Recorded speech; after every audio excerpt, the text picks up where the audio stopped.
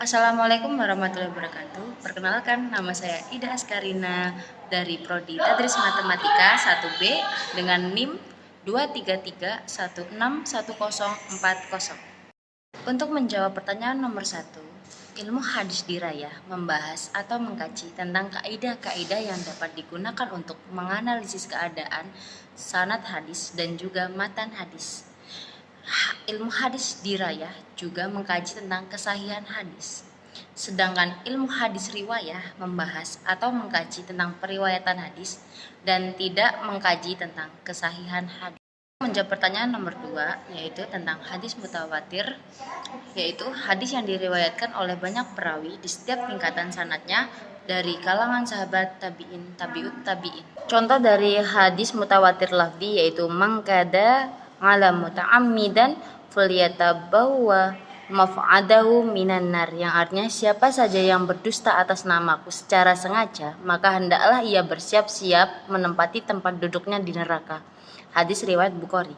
Sedangkan hadis mutawatir maknawi dengan contohnya ngan Anas qala raaitu Rasulullah sallallahu alaihi wasallam yarfa'u yadayhi fi du'a hatta yura bayadu ibtih.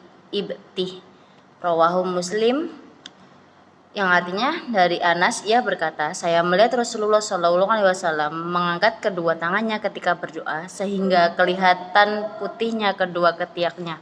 Diriwayatkan oleh Muslim.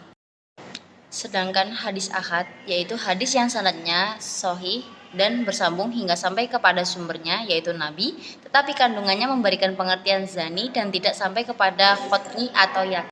Macam-macam hadis ahad ada 3, yaitu hadis masyhur, hadis aziz, dan hadis gharib. Contoh hadis masyhur yaitu sesungguhnya Allah tidak mencabut ilmu itu dari para hamba-hambanya begitu saja, namun Allah mencabut ilmu itu dengan mewafatkan para ulama, sehingga tidak ada lagi seorang ulama pun yang masih hidup. Lalu umat manusia akan menjadikan orang-orang bodoh sebagai panutan.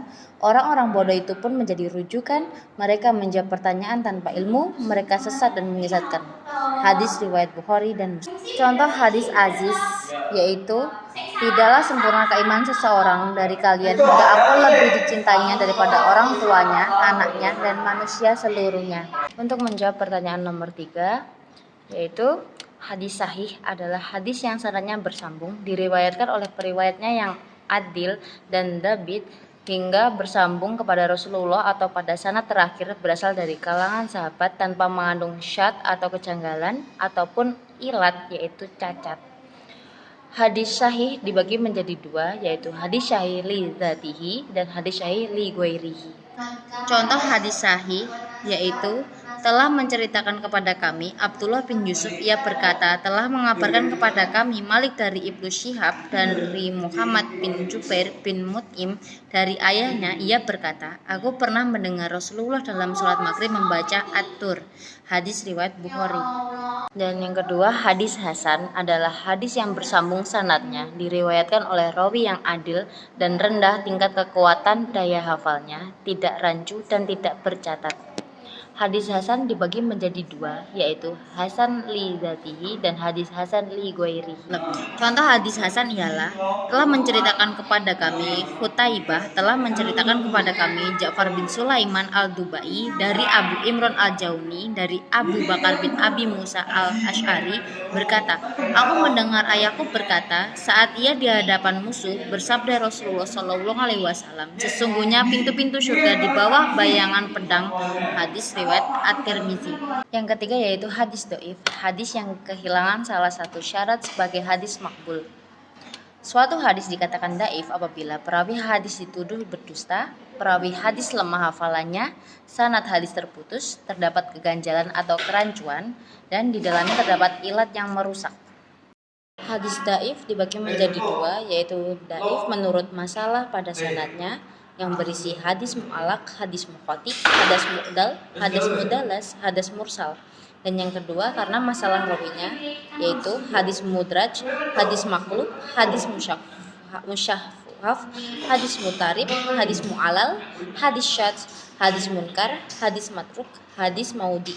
Contoh hadis gharib yaitu sesungguhnya setiap amalan tergantung pada niatnya. Setiap orang akan mendapatkan apa yang ia niatkan. Siapa yang hijrahnya karena Allah dan Rasulnya, maka hijrahnya untuk Allah dan Rasulnya. Siapa yang hijrahnya karena mencari dunia atau karena wanita yang dinikahinya, maka hijrahnya kepada yang ia tuju.